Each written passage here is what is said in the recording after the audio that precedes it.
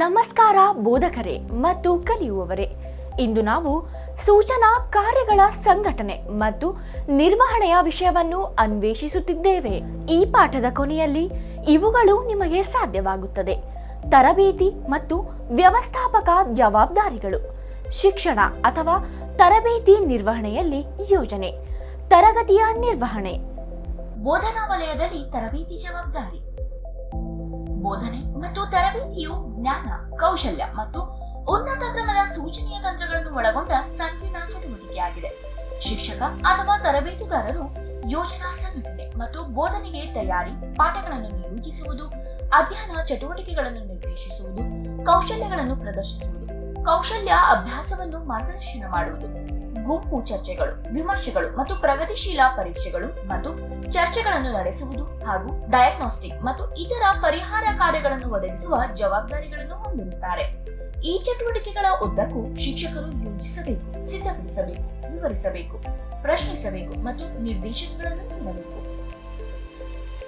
Managerial responsibility ಇನ್ instructional area. ತರಬೇತಿ ಕಾರ್ಯಾಗಾರವು ಪ್ರಾಯೋಗಿಕ ತರಬೇತಿಯನ್ನು ನೀಡುವ ಸ್ಥಳವಾಗಿದೆ ಎಂದು ಹೆಸರೇ ಸೂಚಿಸುತ್ತದೆ. ನಾವು ಪ್ರಾಯೋಗಿಕ ಎಂದು ಹೇಳಿದಾಗ ನೀಡುವ ತರಬೇತಿಯು ಹೆಚ್ಚು ಕೌಶಲ್ಯ ಆಧಾರಿತವಾಗಿದೆ ಎಂಬುದು ಸ್ಪಷ್ಟವಾಗುತ್ತದೆ. ಆದ್ದರಿಂದ ನಾವು ನಿರ್ದಿಷ್ಟ ವ್ಯಾಪಾರಕ್ಕಾಗಿ ಯಂತ್ರೋಪಕರಣಗಳು ಮತ್ತು ಸಲಕರಣೆಗಳನ್ನು ಪಡೆದಾಗ ಅದನ್ನು ಕ್ರಮವಾಗಿ ಜೋಡಿಸುವುದು ಸಂಬಂಧಪಟ್ಟ ಬೋಧಕನ ಜವಾಬ್ದಾರಿಯಾಗಿದೆ. ಆದ್ದರಿಂದ ತರಬೇತುದಾರ ಉತ್ತಮ ಹೌಸ್ ಕೀಪಿಂಗ್ ತತ್ವವನ್ನು ಅಳವಡಿಸಿಕೊಳ್ಳಬೇಕು. ವಾಸ್ತವವಾಗಿ ಯಂತ್ರಗಳನ್ನು ವರ್ಕ್ಶಾಪ್ನಲ್ಲಿ ಇರಿಸುವ ಮೊದಲು ಬೋಧಕನು ಯಂತ್ರಗಳಿಗೆ ಸರಿಯಾದ ಸ್ಥಳಗಳನ್ನು ಸೂಚಿಸುವ ವರ್ಕ್ಶಾಪ್ನ ಲೇಔಟ್ ಅನ್ನು ವಿನ್ಯಾಸವನ್ನು ಸಿದ್ಧಪಡಿಸಬೇಕು. ನಿಜವಾದ ವ್ಯವಸ್ಥೆಯನ್ನು ಮಾಡಿದಾಗ ಯಂತ್ರಗಳ ನಡುವೆ ಸಾಕಷ್ಟು ಸ್ಥಳಾವಕಾಶವಿದೆ, ಆದ್ದರಿಂದ ಯಾವುದೇ ಜನಸಂದಣಿ ಇಲ್ಲ ಎಂದು ನೋಡಬೇಕು. ಯಂತ್ರವನ್ನು ನಿರ್ವಹಿಸಲು ಮತ್ತು ನಿರ್ವಾಹಕರಿಗೆ ಸಾಕಷ್ಟು ಉಚಿತ ಸ್ಥಳವಿರಬೇಕು. ಯಂತ್ರಗಳ ಭಾಗವು ಮತ್ತು ವಸ್ತುಗಳಿಗೆ ಅನಾನುಕೂಲತೆಯನ್ನು ಉಂಟು ಮಾಡದಂತೆ ನೋಡಿಕೊಳ್ಳಬೇಕು. ನೆಲದ ನಿರ್ವಹಣೆಯು ಸಹ ಒಂದು ಪ್ರಮುಖ ಅಂಶವಾಗಿದೆ. ಅದು ಇಲ್ಲದೆ ಅಪಘಾತ ಸಂಭವಿಸಬಹುದು.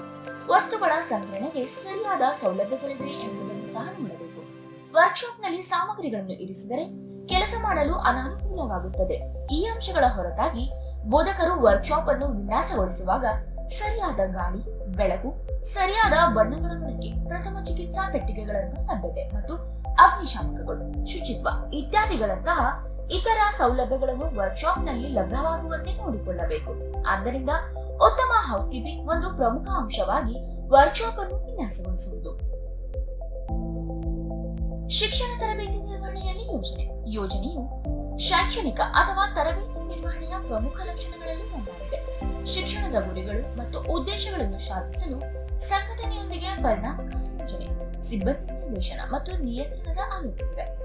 ಉತ್ತಮ ಯೋಜನೆಯು ಭೌತಿಕ ಸೌಲಭ್ಯಗಳ ಸುಧಾರಣೆ, ಶಿಕ್ಷಕರು, ಗ್ರಂಥಾಲಯ ಸೇವೆಗಳು, ಪಠ್ಯಕ್ರಮ, ಸಹಪಠ್ಯ ಚಟುವಟಿಕೆಗಳು, ಸಮುದಾಯ ಕಾರ್ಯಕ್ರಮಗಳಲ್ಲಿ ಭಾಗವಹಿಸುವ ಗುರಿಯನ್ನು ಹೊಂದಿರಬೇಕು.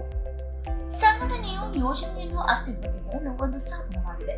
ಸಂಸ್ಥೆಯು ಯೋಜನೆ ಮತ್ತು ಜನರ ಪ್ರಯತ್ನಗಳೊಂದಿಗೆ ನೇರವಾಗಿ ಸಂಪರ್ಕ ಹೊಂದಿದೆ. ಇದು ಒಂದು ಮಾಧ್ಯಮವಾಗಿದೆ. ಅದರ ಮೂಲಕ ಗುರಿಗಳು ಮತ್ತು ಉದ್ದೇಶಗಳನ್ನು ಆಡಳಿತವು ಪಟ್ಟಿಮಾಡುತ್ತದೆ. ತರಗತಿಯ ಪ್ರಕ್ರಿಯೆಗಳನ್ನು ಆಯೋಜಿಸಲು ಉತ್ತಮ ಯೋಜನೆಯನ್ನು ತಯಾರಿಸಲು ಪರಿಗಣಿಸಬೇಕಾದ ಅಂಶಗಳು. ಯೋಜನೆಯ ಉದ್ದೇಶವನ್ನು ನಿರ್ಧರಿಸಬೇಕು. ತರಗತಿಯ ಚಟುವಟಿಕೆಗಳ ಯೋಜನೆ, ಸಂಘಟನೆ ಮತ್ತು ನಿರ್ವಹಣೆಯನ್ನು ಸ್ಪಷ್ಟವಾಗಿ ವ್ಯಾಖ್ಯಾನಿಸಲಾದ ದೃಷ್ಟಿ ಮತ್ತು ಧ್ಯೇಯದ ಮೇಲೆ ರೂಪಿಸಬೇಕು. ವಿದ್ಯಾರ್ಥಿಗಳ ವಿವಿಧ ಅಗತ್ಯತೆಗಳು ಮತ್ತು ಆಸಕ್ತಿಗಳನ್ನು ಪೂರೈಸುವ ಯೋಜನೆಗಳನ್ನು ಆಯೋಜಿಸಬೇಕು. ಯೋಜನೆ, ಸಂಘಟನೆ ಮತ್ತು ನಿರ್ವಹಣೆಯಿಂದ ಸಾಧಿಸಬೇಕಾದ ಮಾನದಂಡಗಳನ್ನು ಹೊಂದಿರಬೇಕು ಮತ್ತು ಕಾರ್ಯಕ್ಷಮತೆಯನ್ನು ಮೇಲ್ವಿಚಾರಣೆ ಮಾಡಬೇಕು. ಅನುಭವಗಳ ಬೆಳಕಿನಲ್ಲಿ ಮಾರ್ಪಾಡು ಅಥವಾ ನಾವೀನ್ಯತೆಗಾಗಿ ಯೋಜನೆಗಳು ಸಾಕಷ್ಟು ಹೊಂದಿಕೊಳ್ಳುವಂತಿರಬೇಕು. ಯೋಜನೆಯನ್ನು ನಿರ್ವಹಿಸುವಲ್ಲಿ ಸಂಬಂಧಪಟ್ಟ ಎಲ್ಲರ ಸಂಪೂರ್ಣ ಸಂವಹನ ಯೋಜನೆಗಳನ್ನು ಸಾಧಿಸುವಂತಿರಬೇಕು.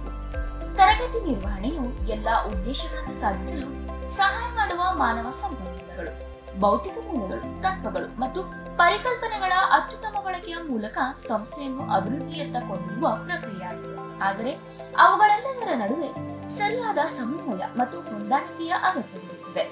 ತರಗತಿಯ ನಿರ್ವಹಣೆ ನಿಸ್ಸಂದೇಹವಾಗಿ ಶಿಕ್ಷಕರ ನಿರ್ವಹಣಾ ಕೌಶಲ್ಯಗಳನ್ನು ಅವಲಂಬಿಸಿರುತ್ತದೆ. ತರಗತಿಯ ನಿರ್ವಹಣೆಗೆ ಸಂಬಂಧಿಸಿದ ವಿವಿಧ ಅಂಶಗಳಲ್ಲಿ ಶಿಕ್ಷಕರಿಗೆ ತರಬೇತಿ ನೀಡಬೇಕು. ಅರ್ಥಪೂರ್ಣ ಕಲಿಕೆಯ ಪ್ರಕ್ರಿಯೆಯನ್ನು ಸಂಘಟಿಸುವುದು. ವಿದ್ಯಾರ್ಥಿಗಳು ತಮ್ಮ ಸಾಮರ್ಥ್ಯಗಳೊಂದಿಗೆ ಹೊರಬರಲು ವೇದಿಕೆಯನ್ನು ರಚಿಸುವುದು, ವಿದ್ಯಾರ್ಥಿಗಳನ್ನು ತಿಳಿದುಕೊಳ್ಳುವುದು, ವಿದ್ಯಾರ್ಥಿಗಳನ್ನು ಪ್ರೇರೇಪಿಸುವುದು, ಪ್ರತಿ ವಿದ್ಯಾರ್ಥಿಯ ಸಾಧನೆಯನ್ನು ಮೌಲ್ಯಮಾಪನ ಮಾಡುವುದು, ಕಲಿಕೆ ಮತ್ತು ಮುಂತಾದವುಗಳಿಗೆ ಅನುಕೂಲಕರವಾದ ಪ್ರಚೋದಕ ವಾತಾವರಣವನ್ನು ರಚಿಸುವುದು. ಆದ್ದರಿಂದ ವಿದ್ಯಾರ್ಥಿ ಶಿಕ್ಷಕರಿಗೆ ಈ ಕೌಶಲ್ಯಗಳಲ್ಲಿ ತರಬೇತಿ ನೀಡುವುದು ಬಹಳ ಅವಶ್ಯಕ. ಇದರಿಂದ ಅವರು ಪರಿಣಾಮಕಾರಿ ತರಗತಿ ವ್ಯವಸ್ಥಾಪಕರಾಗಬಹುದು, ಅಂದರೆ ಕ್ಲಾಸ್ ರೂಮ್ ಮ್ಯಾನೇಜರ್ಸ್ ಆಗಬಹುದು. ವಿಷಯವು ಇವುಗಳನ್ನು ವ್ಯಾಖ್ಯಾನಿಸುತ್ತದೆ: ತರಬೇತಿ ಮತ್ತು ವ್ಯವಸ್ಥಾಪಕ ಜವಾಬ್ದಾರಿಗಳು, ಶಿಕ್ಷಣ ತರಬೇತಿ ನಿರ್ವಹಣೆಯಲ್ಲಿ ಯೋಜನೆ, ತರಗತಿಯ ನಿರ್ವಹಣೆ. ನೀವು ಈ ವಿಷಯವನ್ನು ಅರ್ಥ ಮಾಡಿಕೊಂಡಿದ್ದೀರಿ ಎಂದು ನಾನು ಭಾವಿಸುತ್ತೇನೆ ಮತ್ತು ನಮ್ಮ ಮುಂದಿನ ವಿಡಿಯೋದಲ್ಲಿ ನಾವು ಹೊಸ ಉತ್ತೇಜಕ ಪರಿಕಲ್ಪನೆಯನ್ನು ಕಲಿಯುತ್ತೇವೆ. ಅಲ್ಲಿಯವರೆಗೆ ಕಾಳಜಿ ವಹಿಸಿ.